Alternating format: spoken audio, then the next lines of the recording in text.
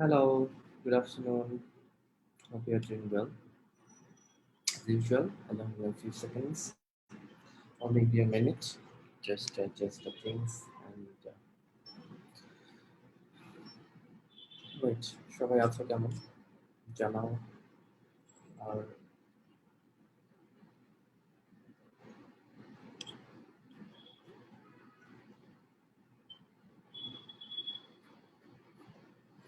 next live yet.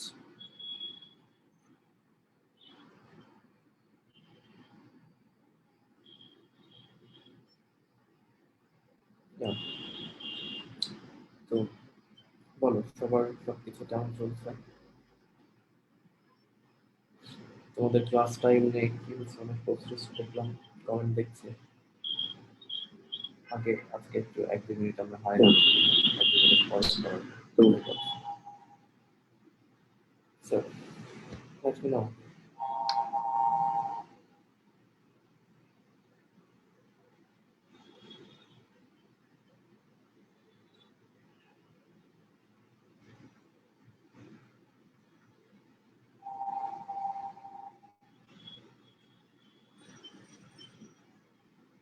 Right. Okay thank you আমি কেমন কমেন্টগুলো দেখতে পাচ্ছি হ্যাঁ অনেকে আছে ইউসুফ আভাস ফাতেমাতুল জাহরা শাহিদুল তাসমিয়া তোমাদের অনেকে ফেসবুক নাম অনেক কঠিন আরো কে কে অন্য হরফে লিখো Spanish French okay thank you আমি কেমন কমেন্টগুলো দেখতে পাচ্ছি তো ওয়ালাইকুম আসসালাম সাবিয়া সাবিয়া তাসলিমা তাসলিমা হিলাল শহীদুল মোহাম্মদ আহমদ আলী ইফতেখার তার কোন সিস্টারকে বলেছে গুড আফটারনুন কিন্তু তাদের একটা পাংচুয়েশন হওয়া দরকার well good to hear that you are doing well আমিও ভালো আছি আমি বেশ ভালো আছি ইনফ্যাক্ট কোনো প্রবলেম নাই just occasional talking and all but thank you very much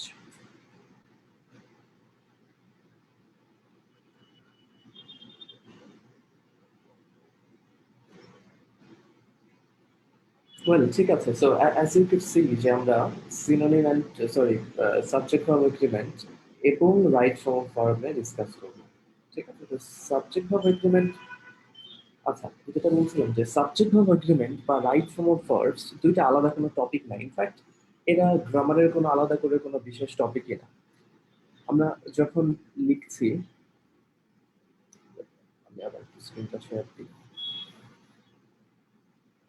দেখো যখন বলছি সাবজেক্ট ভার্ব এগ্রিমেন্ট মানে সাবজেক্ট আর ভার্বের মধ্যে একটা এগ্রিমেন্ট সমঝোতা ব্যাপারটা কি যে একটা বাক্যে অবশ্যই একটা সাবজেক্ট এবং একটা ভার্বের মধ্যে তাদের এগ্রিমেন্ট থাকতে হবে সোজা কথা একটা বাক্যের ভার্ব একটা যে বাক্যের কোন একটা বাক্যের ভার্ব সেই বাক্যের সাবজেক্ট অনুযায়ী পরিবর্তিত হবে এর উল্টাটা কিন্তু না যে সাবজেক্ট ভার্ব অনুযায়ী পরিবর্তিত হবে এরকম না সাবজেক্ট অনুযায়ী ভার্বের পরিবর্তন হবে খুব সিম্পল যদি আমরা বলি যেমন আই থাকলে গো হয় আবার শি থাকলে বা হি থাকলে গোজ হয় এই যে একটা বাক্যের ভার্ব এই গোটা গোজ হলো এটার পরিবর্তন হলো কি সাবজেক্ট অনুযায়ী এই জন্য এটাকে বলা হয় সাবজেক্ট ভার্ব এগ্রিমেন্ট একইভাবে সেটাই right forms of verb right মানে একটা ভার্বের ঠিকঠাক ফর্ম সেই ঠিকঠাক ফর্মটা কি অনুযায়ী হয় ওই বাক্যের সাবজেক্ট অনুযায়ী হয় সাবজেক্টের পার্সন থাকতে পারে জেন্ডার থাকতে পারে নাম্বার থাকতে পারে অন্যান্য অনেক বিষয় থাকতে পারে সো সাবজেক্ট এবং ভার্বের সাবজেক্ট ভার্ব এগ্রিমেন্ট যেটা রাইট ফর্ম ভার্ব সেটা এখন এই টপিকটা এই চ্যাপ্টারটা বিশাল বড় একটা চ্যাপ্টার এবং অনেক প্রশ্ন আসার চ্যাপ্টার যদি আমরা কল্পনা করি যে অ্যাডমিশন টেস্টে ইউনিভার্সিটি অ্যাডমিশন টেস্টে বা জব ব্যাংক জব বিসিএস যেটাই বলো যে কোনো কিছুতে এইচএসসিতে এখানে রুল বেস তো ঠিক আছে নিয়ম পড়তেই নিয়ম পড়বই সেই সাথে এখানে খুবই ধরা বাঁধা গদ বাঁধা কিছু নিয়মের মধ্যে আসে খুব বেশি ক্রিটিক্যাল খুব বেশি এক্সেপশনালের মধ্যে যায় না ওই ঘুরে ফিরে আইদার পাস্ট ইনডিফিনিট বা প্রেজেন্ট ইনডিফিনিট বা প্রেজেন্ট পারফেক্ট কখনো কখনো এইটাই তো প্রশ্নগুলো আমরা জানি অ্যাজ ইউজুয়াল কিভাবে রাইট ফর্ম ভার্ব তোমরা যেহেতু হাই স্কুল থেকে করছো একটা প্যাসেজ থাকে প্যাসেজে 10টা গ্যাপ থাকে এবং সেই ভার্বগুলো বলে দেওয়া থাকে ফর এক্সাম্পল এখানে বি আছে সেটাই বাক্যের অর্থ এবং বাক্যের অন্যান্য আমরা সেগুলো কনসিডার করবো সাবজেক্ট এবং অন্যান্য লেক্সিক্যাল কোয়ালিটিজ অনুযায়ী এই বি ভার্বটা কি হবে, অ্যাম, is, R, was, R, have কি হবে। আবার এখানে ভিজিট, ভিজিটিং হবে নাকি ভিজিটেড হবে, টু ভিজিট হবে, এগুলোই পরিবর্তন, এগুলো আমাদের right form of verb. Right, তো আই এক্সপেক্ট যে তোমাদের খাতা কলম কাছে আছে। ঠিক আছে, তো খাতা কলম যদি কাছে থেকে থাকে, আমি সাবজেক্ট ভার্ব এগ্রিমেন্টে শুরুতে শুরুতে আমি একটু স্লাইড থেকে 2-3টা জিনিস দেখাবো, যে জিনিসগুলো আমি হাতে আঁকাতে গেলে তেমন ভালো হবে না, বাট শুরুতে খুবই কনফিউজিং কয়েকটা বিষয় দেখাবো, বাট আই হোপ যে তুমি যদি একটু মনোযোগ দিয়ে যদি দেখো শোনো, there will be no confusion left, at least in terms of those few points or topics, right? তো এবং শুরুতে আমি স্লাইড থেকে যে 2-3টা পয়েন্ট দেখাচ্ছি সেগুলো তোমরা একটু আহ, খাতাটা, আমি সবসময় বলি খাতাটা যদি আমরা তো এরকম লম্বা দিকে লিখি, খাতাটা যদি চওড়া দিকে আমরা লিখি বড় স্পেস পাবো, মানে আমরা খাতাটাকে হরিজন্টালি যদি লিখি, ফর এক্সাম্পল খাতা তো এইটা এরকম করে আমরা এইদিকে লিখি না, লিখে খাতাটাকে এইভাবে নাও, মোটামুটি মাঝখান থেকে লিখো, বামে ডানে যদি জায়গাতে ফাঁকা থাকে, সেটা কি হেল্প, তোমার জিনিসগুলো মনে রাখার জন্য খুবই হেল্পফুল হবে। ওকে, সো প্রথম যে ব্যাপারটা, প্রথমটা হলো একটু মেবি ফন্ট সাইজটা ছোট হতে পারে স্লাইডের জন্য, বাট আমি বলেও দিচ্ছি প্রিপোজিশনাল ফ্রেজ। হ্যাঁ, প্রিপোজিশনাল ফ্রেজ, আমরা দেখো প্রিপোজিশনাল ফ্রেজ কিন্তু গতদিন আমরা পড়েছি যে প্রিপোজিশনাল ফ্রেজ কি। প্রিপোজিশনাল ফ্রেজ হচ্ছে তোমরা এক্স্যাক্ট এইভাবেই লিখবা, এইভাবে আমি যেভাবে লিখেছি, যে প্রিপোজিশনাল ফ্রেজ আমরা জানি যে প্রিপোজিশনাল ফ্রেজ হলো প্রিপোজিশন প্লাস তারপরে এক বা একাধিক শব্দ থাকে, যেমন হতে পারে উইথ মি, আবার অফ ম্যাথমেটিক্স, এরকম অনেক কিছু হতে পারে।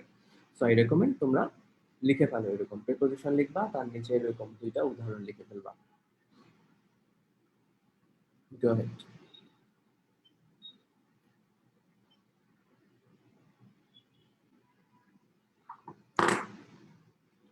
লেখা হলে আমাকে জানাও, আমি দেখি তোমরা যখন এখানে একটা, আমি বলছি যেহেতু আমার এখানে লিখতে হচ্ছে না।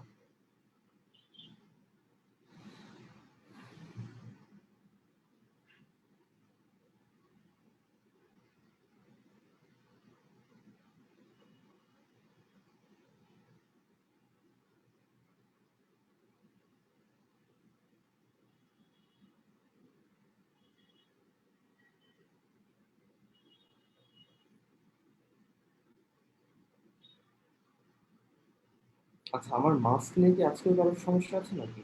থাকলে আমি sorry, I cannot do anything about that. Okay, so you better concentrate on here. ঠিক আছে, গ্রেট, থ্যাংক ইউ জানানোর জন্য।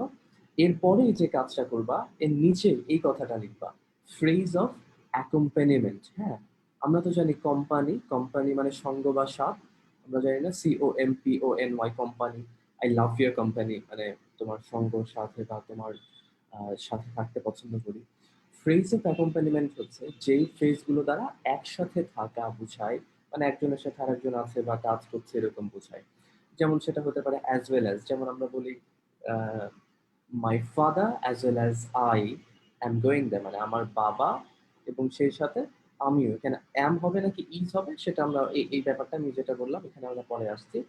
এরকম ফ্রেজগুলো হচ্ছে together with, along with, accompanied by, in addition to. তোমরা একটু লিখে ফেলো, আমরা বলবো আরো, তোমরা লিখার পার্টটা একটু শেষ করো।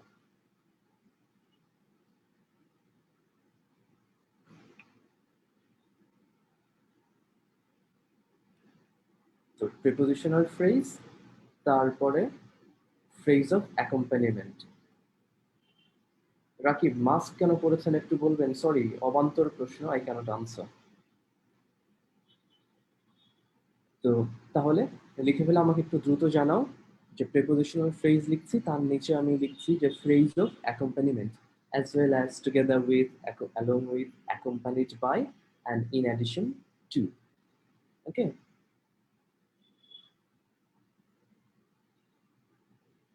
তো লেখা হয়েছে, একটু দ্রুত যা ইচ্ছা, হাতের লেখা ভালো করতে হবে না, দ্রুত যা ইচ্ছা লিখে ফেলো একটা।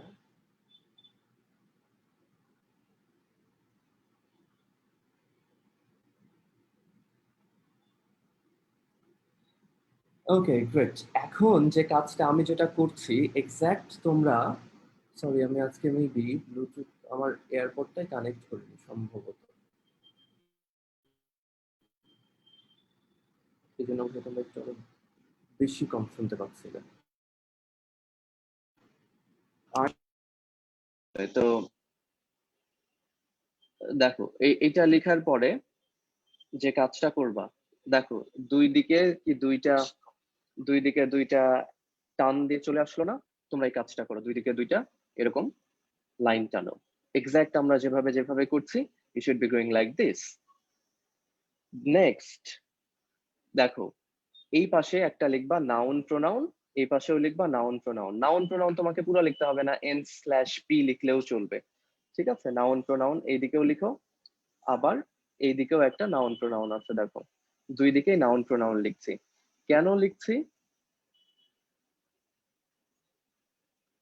কেন লিখছি সেটা বলছি।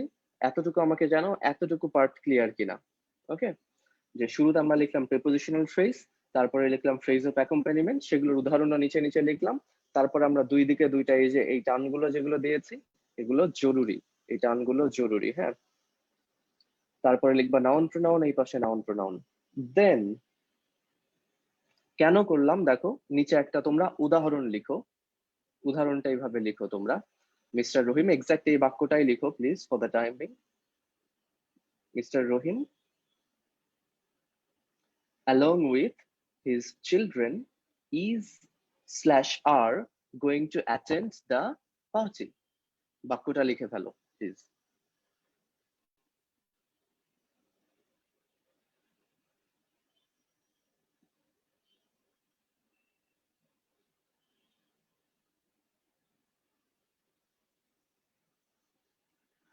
Done. So Mr. Rohim, along with his children, is/are going to attend the party. কেন এইভাবে লিখছি? এই যে স্লাইডে যে টপিক গুলো দেখাচ্ছি, এগুলো কিন্তু তোমাদের অ্যাডমিশনের জন্য একদম 100% ইম্পর্টেন্ট। মানে এক্সাক্ট এইভাবেই তোমাকে অ্যাডমিশনেও পড়াবো। সো মানে এই জিনিসগুলো একটু মনে রেখো, এটা এইচএসসি তে তো লাগবেই। এখন দেখো কনফিউশন আমার কোথায় আসবে, আমরা যখন পরীক্ষাতে যাব তখন এই যে এখানে আমার ইজ বা আর নেওয়ার যে ব্যাপারটা আসবে, আমি যদি চিন্তা করি, বাংলা অর্থটা আগে চিন্তা করো, যে মিস্টার রহিম, জনাব রহিম এবং তার সাথে তার ছেলেমেয়েরাও প্রোগ্রামে যাচ্ছে। তাহলে প্লিজ এখন পিডিএফ পাবো কি পাবো না এই প্রশ্নটা মানে এখন করো না, এখন যেটা পড়াচ্ছি সেটা আমরা আসি। হ্যাঁ, পিডিএফ পাবো কি পাবো না এটা আগে বা পরের বিষয় থাকতে পারে, বা will give you space to talk about those things. এখন পরীক্ষাতে গেলে এটা একটা সিম্পল বাক্য নিয়েছি। এখন দেখো তার মানে একজন কিন্তু পার্টিতে যাচ্ছে না, একাধিক জন পার্টিতে যাচ্ছে, সেই অর্থে এটা প্লুরাল। তো আবার আমরা যদি এইভাবে বিবেচনা করি যে ঠিক আছে মিস্টার রহিম অনুযায়ী যদি হয়, তাহলে হবে এখানে ইজ, মিস্টার রহিম যেহেতু থার্ড পারসন সিঙ্গুলার। আবার যদি হিজ চিলড্রেন হয়, চিলড্রেন তো প্লুরাল আমরা জানি, চাইল্ড সিঙ্গুলার চিলড্রেন প্লুরাল, তখন আবার হবে আর, তাই না? তখন হয়ে যাবে আর উত্তর। তো এই কনফিউশন দূর করার জন্য দেখো আমাদের এখন যে কাজটা করবা, সেটাই ডান পাশে যে নাউন প্রোনাউনটা লিখেছো সেটা বড় করে কেটে দাও। হুম, এটা বড় করে ক্রস দেওয়া যায়, এটা বড় করে, ছোট্ট ছোট্ট না, এরকম যেন বড় করে মাথায় যেন থাকে। মানে আমাদের মাথায় এইসব গ্রাফিক ইমেজ গুলো বেশি থাকে আদার দেন রিটেন ফর্ম। ওকে, দেন যেটা করব আমরা বাম পাশে আমরা একটা টিক দিয়ে দিব বড় করে। তো ডান পাশের নাউন প্রোনাউন কেটে দিচ্ছি, বাম পাশেরটা রেখে দিচ্ছি। এর কারণ হলো আমরা বোঝাতে চাচ্ছি যে যখন আমাদের এরকম বাক্য আসবে, দেখো আমরা এখানে যেটা করলাম, এই বাক্যটা যদি আরেকবার একটু দেখো, যে মিস্টার রহিম, ওই বাক্যটা আবার লিখলাম। তো এখানে আমরা অ্যালং উইথ যদি খেয়াল করি, অ্যালং উইথ এর এই পাশে একটা নাউন প্রোনাউন আছে দ্য চিলড্রেন, আবার এই পাশে একটা নাউন প্রোনাউন আছে মিস্টার রহিম। মিস্টার রহিম, ঠিক আছে। সো যদি আমরা কি করলাম, আমরা কি অ্যালং উইথ এর আগেরটা নিলাম নাকি পরেরটা নিলাম? আমরা পরেরটা বিবেচনা করলাম না, কেটে দিলাম, আমরা নিলাম কি আগেরটা। যেহেতু মিস্টার রহিম আগেরটা নিলাম, মিস্টার রহিম অনুযায়ী আমার ভার্ব কি হবে? ইজ। সো আমরা চিলড্রেনটা কেটে দিচ্ছি, মিস্টার রহিম নিচ্ছি, আনসার তাহলে হলো আমার ইজ। রাইট। একইভাবে আমরা যদি পরের বাক্যটা দেখি, দেখো they as well as their son. খেয়াল করো, দেটা হলো প্লুরাল, পরীক্ষাতে ভুল হওয়ার কেমন চান্স থাকে?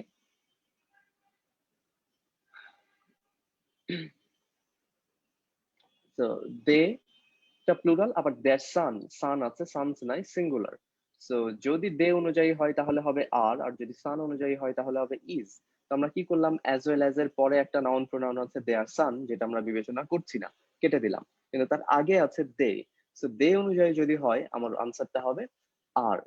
ঠিক আছে, সো এই পার্টটাতে আমরা যদি আরেকবার একটু বলি যে এই প্রিপোজিশনাল ফ্রেজ বা ফ্রেজ অফ অ্যাকম্পানিমেন্টের ক্ষেত্রে আমরা দ্বিতীয় নাউন প্রোনাউনটা, মানে এদের পরের নাউন প্রোনাউনটা বিবেচনা করব না, এদের আগের নাউন প্রোনাউনটা বিবেচনা করব, এবং সেটা অনুযায়ী আমাদের ভার্ব হবে। এই যে একটা সাবজেক্ট অনুযায়ী ভার্বের পরিবর্তন, এটাকে বলে সাবজেক্ট ভার্ব এগ্রিমেন্ট। দ্বিতীয় জিনিস, দেখো আমি পাশাপাশি একসাথে কয়েকটা লিখছি, তোমরা এইভাবে লিখে ফেলো প্লিজ। আইদার, অর, নাইদার, নর, অর, নর। এই অর আর নরের অ্যালাইনমেন্টটা যেন ঠিক থাকে, এগুলো যেন একই বরাবর হয়। ঠিক আছে,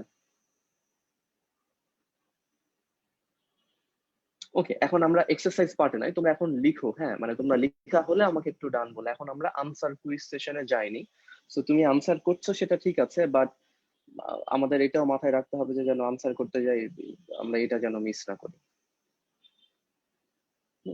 আইদার, অর, নাইদার, নর, অর, নর।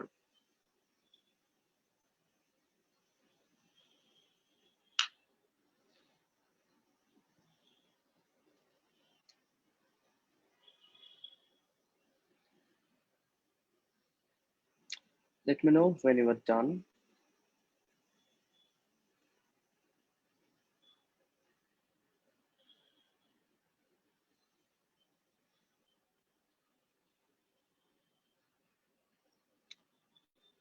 ওকে, আমি তাহলে যারা ডান বলছো আমি কিন্তু তাদের কমেন্টই ফলো করছি। হ্যাঁ, তাদেরটা অনুযায়ী আমি এক্সপ্লেনেশনে যাবো, কারণ আমি ধরে নিচ্ছি অন্যান্যরা অন্যান্য কাজে ব্যস্ত আছে। So well, very good, thank you for letting me know. এখন আবার এরকম অর আর নরের আগে পরে এরকম দুইটা লাইন টানো বড় করে, অর আর নরের পরে। ডান।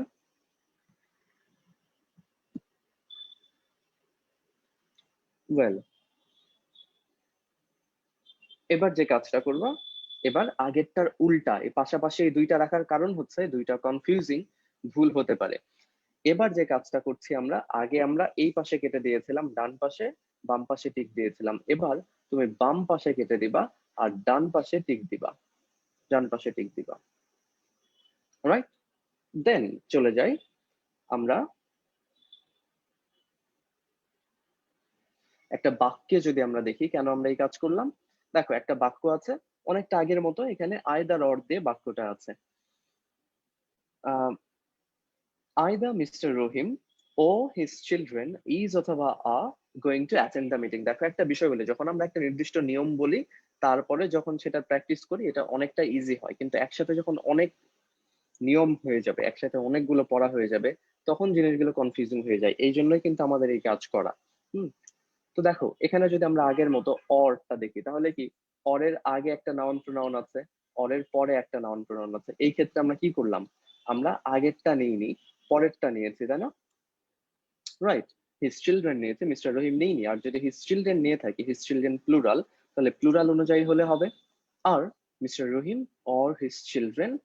আর দেখো অনেকটা আগের মতোই বাক্য, সামান্য একটু পরিবর্তন হওয়াতে mister Jewel your answer is wrong, কিন্তু দ্যাটস নট দ্য ফ্যাক্ট, মানে উত্তর ভুল হওয়া ব্যাপার না, আমরা এখানে উত্তরটা লিখতেই হলো না, বলছে এখানে একটু বোঝো। তো তাহলে আমরা অর বা নরের পরের অংশ অনুযায়ী, পরের নাউন প্রোনাউন অনুযায়ী আমরা ভার্ব নিব। ঠিক আছে, ওয়েল আমরা আরেকটা বাক্য দেখি। Neither they nor their son has অথবা have attended the meeting। এখন দেটা প্লুরাল, দে অনুযায়ী যদি হয়, দে অনুযায়ী হলে হবে have, আর যদি their son সিঙ্গুলার এটা অনুযায়ী হয় হবে has, তাই না?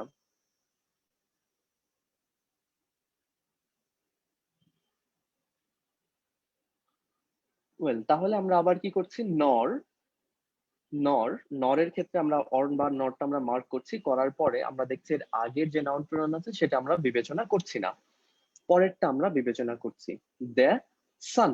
ওকে, সো দেয়ার সান যদি আমরা বিবেচনা করি, দেয়ার সান হলো আমাদের সিঙ্গুলার, তাহলে দেয়ার সান অনুযায়ী হলে হবে হ্যাজ। সো নাইদার দে নর দেয়ার sun has attended the meeting. তাহলে দেখো প্রথম নিয়মে একসাথে, প্রথম নিয়ম কিন্তু প্রথমটা না, আমি একসাথে ওখানে দুইটা নিয়ম ব্লেন্ড করেছিলাম। প্রিপোজিশনাল ফ্রেজ এবং ফ্রেজ অফ অ্যাকম্পানিমেন্টের ক্ষেত্রে আমরা সেগুলোর আগের প্রথম নাউন বা প্রোনাউনটা বিবেচনা করছি, আর অর নর বা আইদার অর নাইদার নরের ক্ষেত্রে আমরা এগুলোর পরের নাউন বা প্রোনাউনটা বিবেচনা করছি। ঠিক আছে, এখন এই বাক্যটা খেয়াল করো, তোমাদের না লিখলেও চলবে।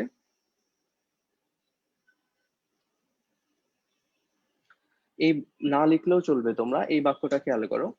নাইদার দে ন নাইদার দে ন দেয়ার সান ন দেয়ার ম্যানেজার্স হ্যাজ অথবা হ্যাভ অ্যাটেন্ডেড দ্য মিটিং। এই ক্ষেত্রে যেটা একটু ভিন্ন সেটা হলো এই ক্ষেত্রে একাধিক অর বা নর আছে, একাধিক অর বা নর আছে। এখন দেখো, একাধিক নর বা নর অর বা নর থাকাতে প্রবলেম যেটা সেটা হলো যে যদি আমরা আগেরটা তো বাদ দিচ্ছি, প্রথমটা ধরো যদি নিই দেয়ার সান অনুযায়ী, যদি নিই দেয়ার সান তো সিঙ্গুলার, তখন হবে হ্যাজ। আবার যদি দেয়ার ম্যানেজার্স অনুযায়ী আমরা নিই, দেয়ার ম্যানেজার্সটা হলো প্লুরাল, তখন আমাদের কিন্তু আবার হবে হ্যাভ। ঠিক আছে, তো যখন আমাদের এরকম একাধিক অর বা নট থাকবে, যখন আমাদের এরকম একাধিক অর বা নট থাকবে, তখন আমরা কি করি দেখো, তখন আমরা এই যে আমাদের দুইটা অর বা নর আছে, আমরা একদম সব শেষের নটটা বিবেচনা করব। সব শেষের নরের পরে, মানে বইয়ের ভাষাটা আগে বলি, তারপরে আমি বোঝার জন্য বলছি। সেটা হলো যে আহ, মানে বইয়ের ভাষা, গ্রামারের ভাষা হচ্ছে ভার্বের কাছাকাছি নাউন বা প্রোনাউন অনুযায়ী ভার্বটা হবে। তো ভার্বটা কি, হ্যাজ বা হ্যাভ, এর কাছাকাছি নাউন বা প্রোনাউনটা হচ্ছে ম্যানেজার্স, এইটা অনুযায়ী হবে। সো ম্যানেজার্সটা যেহেতু প্লুরাল, তাই আমার আনসারটা হ্যাজ হবে না, ম্যানেজার্স অনুযায়ী আমার আনসার হবে হ্যাভ।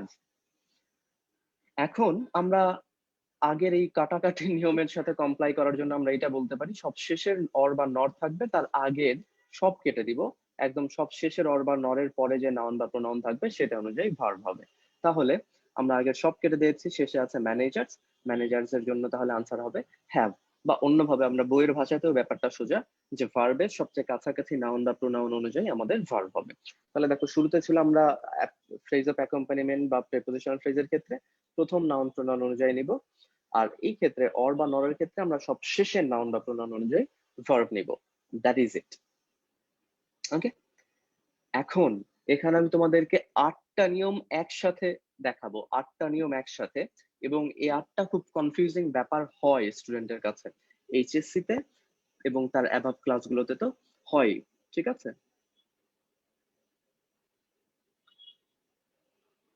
ওকে।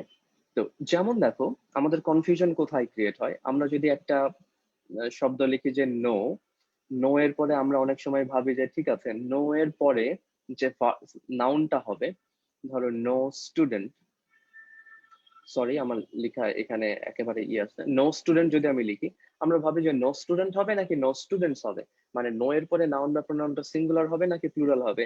আচ্ছা, আমার এই সময় আমাদের মাথায় স্টুডেন্ট হিসেবে ব্যাখ্যা যেগুলো আসে সেগুলো হচ্ছে যে ওয়েল, নো মানে তো কেউ না, সেটা আবার প্লুরাল হবে কিভাবে। তো প্লুরাল যদি হয়েও থাকে, তাহলে তারপরে আবার নাউনটা মানে ভার্বটা কি অনুযায়ী হবে, নো স্টুডেন্টস ইজ হবে নাকি নো স্টুডেন্টস আর হবে। এরকম শুধু নো না, no, none of the, half of the, rest of the, এই চার দুগুণে 8টা নিয়ম একসাথে লিখবো। তোমরা এই স্ল্যাশ দিয়ে এই কথাটা একটু লিখে নাও। হ্যাঁ, no slash none of the slash half of the slash rest of the. এবং এটাও কিন্তু খাতাটা একটু আগে যেভাবে দেখালাম, খাতার চওড়া দিকে লিখবা, এবং খাতার মানে পৃষ্ঠার একদম বাম সাইডে মাঝামাঝি উপরে নিচে যেন জায়গা থাকে। To it and let me know when you are done.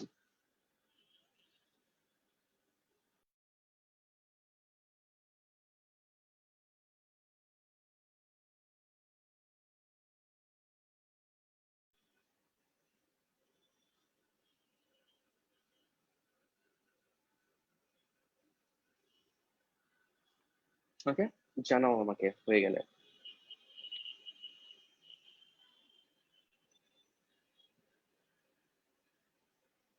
No student লেখার দরকার নাই দিদি, আমি যতটুকু বলেছি এটাই লিখো। হ্যাঁ,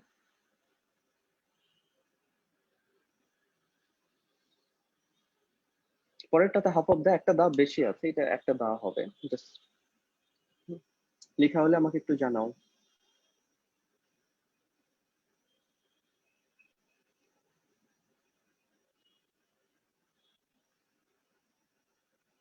ওকে, গ্রেট। দেন যেটা করবা সেটা হলো এরকম, এই কাজটা করে ফেলো। এটা হয়ে গেলে জানাও। লাইন একদম খুব সোজা হতে হবে না, জাস্ট এরকম মানে লাইন টানলেই হবে, আঁকা বাঁকা যা ইচ্ছা তাই হোক।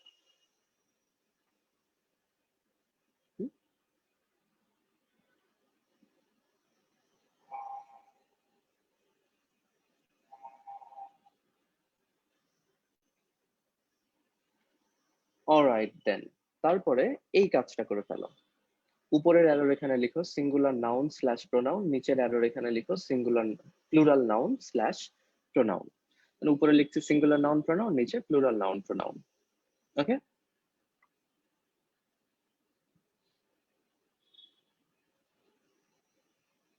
ডান, ভেরি গুড। তার মানে এতটুকুর ব্যাপারটা আগে বুঝাই। এতটুকুতে যেটা ঘটছে যে যদি নো থাকে বা নান অফ দা থাকে বা হাফ অফ দা থাকে, রেস্ট অফ দা থাকে, এই চারটার যে কোনোটাই যদি থাকে, এটা এই দিকেও যেমন যেতে পারে এইদিকেও যেতে পারে। মানে এদের পরের নাউন বা প্রোনাউনটা সিঙ্গুলারও হতে পারে, প্লুরালও হতে পারে। তার মানে নো এর পরে স্টুডেন্টও হতে পারে, স্টুডেন্টসও হতে পারে, তাই না? এখন ভার্ব নেওয়ার ক্ষেত্রে যদি নাউন এর পরের নাউনটা যদি সিঙ্গুলার হয় তাহলে ভার্বটা হবে সিঙ্গুলার। মানে যদি হয় নো স্টুডেন্ট তাহলে হবে ইজ।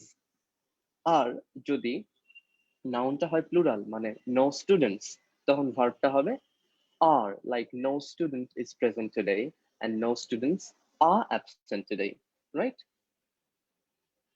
তো তাহলে এই ব্যাপারটা দেখো, আমরা যেটা আরেকবার একটু বলি, no, none of the, half of the, rest of the, এদের পরে নাউন বা প্রোনাউনটা সিঙ্গুলার হতে পারে, প্লুরাল হতে পারে। এখন ভার্বটা বসবে সেই নাউন বা প্রোনাউনের উপরে। যদি নাউনটা সিঙ্গুলার হয় ভার্বটা সিঙ্গুলার, মানে ধরো নো স্টুডেন্ট আছে, স্টুডেন্টের সাথে কি হবে? ইজ হবে। যদি নো স্টুডেন্টস হয় তখন হবে আর। অলরাইট, আমরা উদাহরণ দেখি কিছু।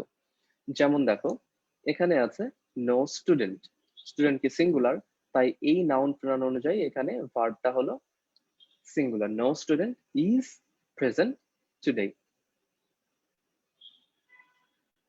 দেন আমরা যদি দেখি নান অফ দা, নান অফ দার পরে এখানে কি আছে দেখো তো? স্টুডেন্টস আছে, প্লুরাল আছে। তাহলে যেহেতু প্লুরাল আছে, হতেই পারে নান অফ দার পরে প্লুরাল হতেই পারে, কিন্তু নাউনটা যেহেতু প্লুরাল তাই ভার্বটা হলো plural. None of the students are absent from the class today, right? Then আবার রেস্ট অফ দার ক্ষেত্রেও হতে পারে। ধরো রেস্ট অফ দার পরে আছে মানি, মানিটা আনকাউন্টেবল তাই মানিটা সিঙ্গুলার। যেহেতু সিঙ্গুলার তাহলে ভার্বটা কি হবে? সিঙ্গুলার হবে। So rest of the money has been withdrawn from the bank. তাহলে এখানে এইটাই বলার যে নাউন মানে no, none of the, half of the, rest of the, এদের পরে যে নাউন বা প্রোনাউন থাকবে সেটা সিঙ্গুলার হতে পারে, প্লুরাল হতে পারে, এবং সেই সিঙ্গুলার প্লুরাল নাউন প্রোনাউন অনুযায়ী ভার্বটা বুঝবে অ্যাকর্ডিংলি, রাইট? তো আমার এই পার্ট থেকে যতটুকু বললাম এতটুকু, আমার এরপরে এখন লেখালেখির কাজ আছে।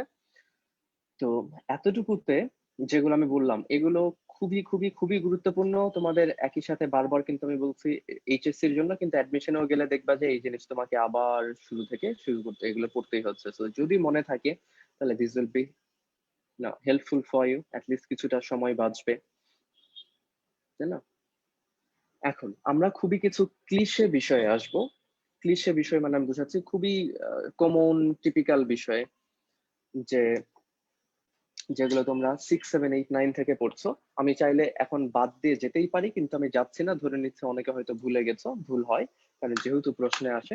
এখন সেটা সোজা বা কঠিন হোক সেটা বলা আমার কাজ। তো ইট ইজ টাইম বা ইট ইজ হাই টাইম, এটার ব্যবহার তো আমরা জানি, কিন্তু এটা মানে এটার নিয়ম আমরা জানি, কিন্তু এটা কখন ব্যবহার হয় এইটাও বলা দরকার, তাই না? ইট ইজ টাইম বা ইট ইজ হাই টাইম। আচ্ছা, আমরা আগে একটা যদি বাক্য লিখি তারপর এটার ব্যবহার বলি। ইট is time we started for the station. It is time we started for the station. আমি আগে নিয়মটা বলি, বা ইট ইজ টাইম থাকতে পারে, ইট ইজ হাই টাইমও থাকতে পারে। আচ্ছা, এখানে যেটা মার্ক করার মতো বিষয় হলো সেটা we started for the station. আর এখানে আমার আছে ইট ইজ টাইম। তাহলে দেখো আগে নিয়ম বলি তারপরে ব্যবহার বলছি। সো ইট ইজ টাইম যদি থাকে বাক্যে বা ইট ইজ হাই টাইম যদি থাকে, সেই বাক্যে ইট ইজ টাইম বা ইট ইজ হাই টাইম থাকলে টেন্সটা হয় past indefinite tense. Past indefinite tense. নিশ্চয়ই এখন আমরা টেন্স পড়বো না, তাই না? যে পাস্ট ইনডিফিনিট টেন্স কি, যদি প্রবলেম থাকে that's very personal and very individual, সেগুলো তোমরা সলভ করে নিও। এখন পাস্ট ইনডিফিনিট টেন্স তারপরে তোমরা খুব কখন হয় না হয় সেগুলো আমরা না বললে এতটুকু আমরা বলতে পারি যে সাবজেক্ট এবং তারপরে ভার্বের পাস্ট ইনডিফিনিট টেন্স বসে, খুবই simple. So I started, we started, I ate, I ran, we went, I went, I lived, they came, এগুলো পাস্ট ইনডিফিনিট টেন্স। তো যদি বাক্যে যেহেতু ইট ইজ টাইম বা ইট ইজ হাই টাইম আছে, তারপরের অংশ মানে সেই বাক্যে আমাদের পাস্ট ইনডিফিনিট টেন্স হবে, ইট is time we started for the station. যদিও এটা অতীতের অ্যাকশন নির্দেশ করে না, পাস্ট ইনডিফিনিট হবে। এটার ব্যাখ্যাটা বলি, মানে এটা কখন বসে, তোমরা কখন ব্যবহার করবা।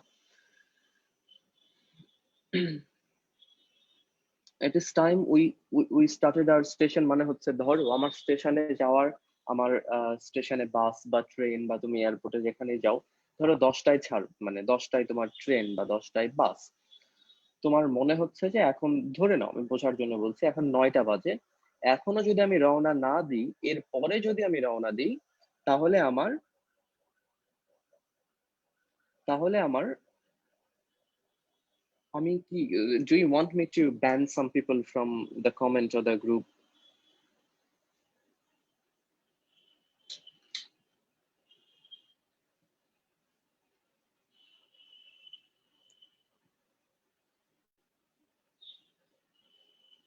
দেখো আমি একটা কমেন্ট পিন করে দিলাম গ্রুপের। তোমাদের গ্রুপের কোঅর্ডিনেটর বা গ্রুপের ইয়ে কারা আছো দেখো একটু, হ্যাঁ।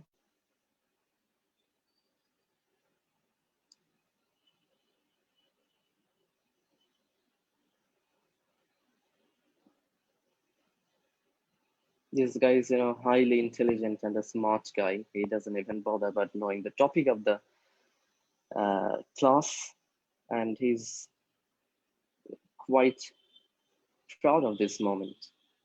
And well, our okay, Jehuda, thank you for acknowledging.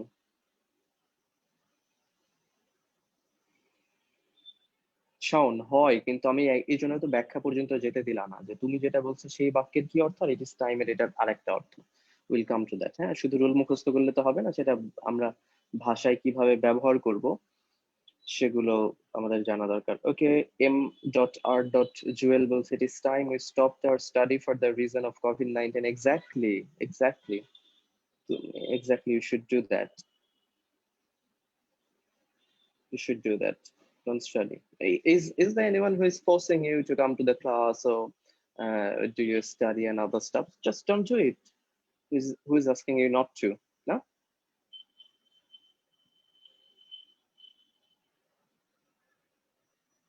Okay. So আমরা যেটা বলছিলাম, ধরো স্টেশন 10টায় ট্রেন ছাড়বে, 10টায় ট্রেন ছাড়বে, আর আমার মনে হচ্ছে এখন 9টা বাজে।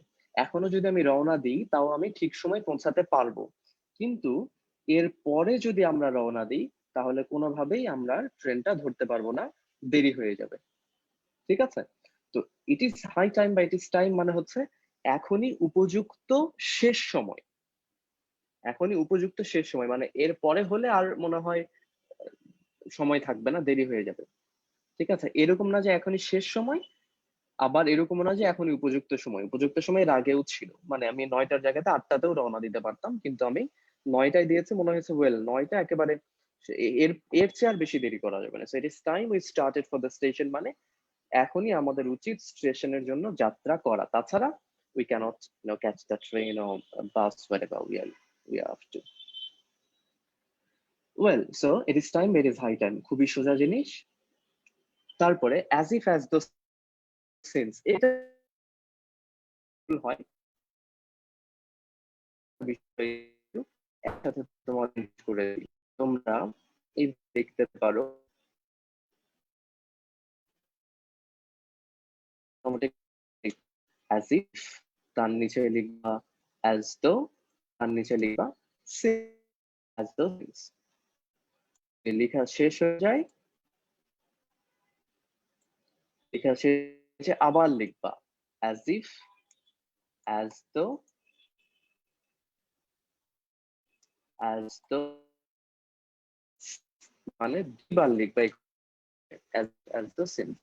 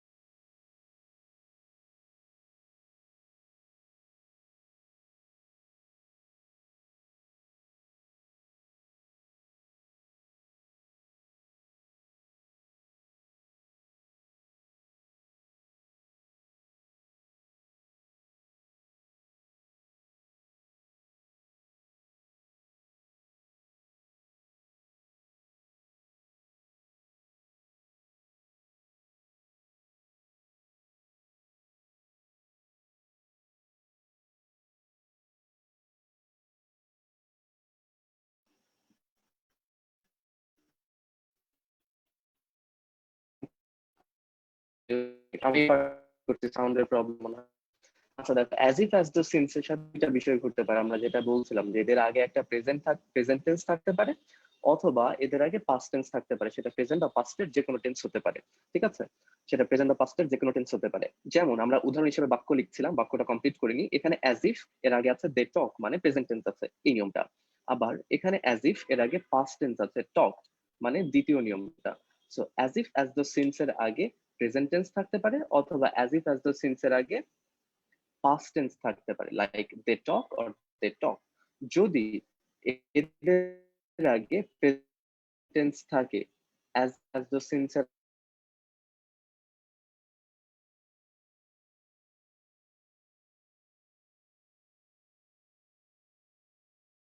হবে পাস্ট পারফেক্ট টেন্স, রাইট?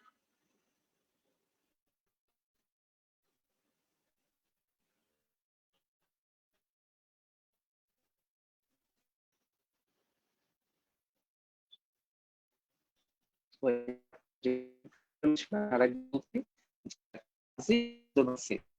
সেটা প্রেজেন্ট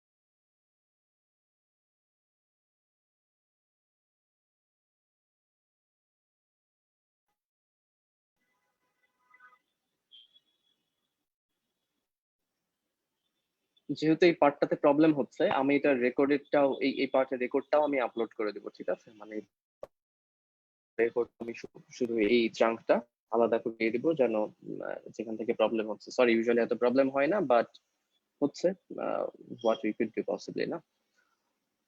তো দেখো, এর আগে যেহেতু ছিল পরের আমরা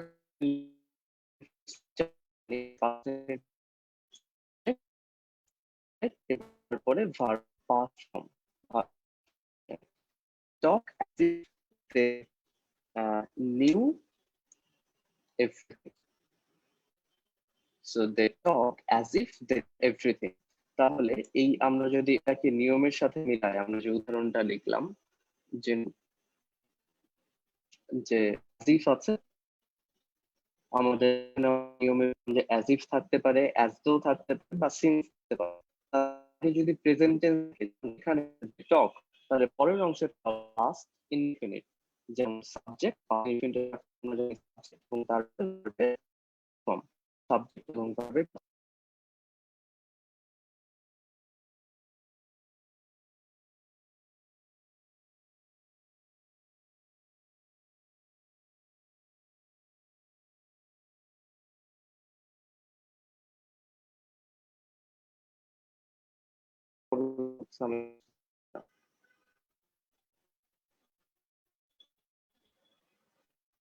ক্লাস কি পোস্টপোন করে দেবো নাকি এটা?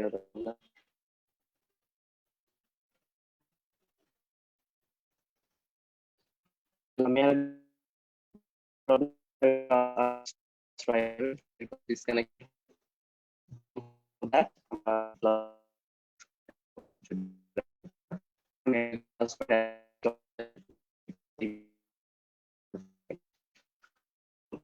As if as the student against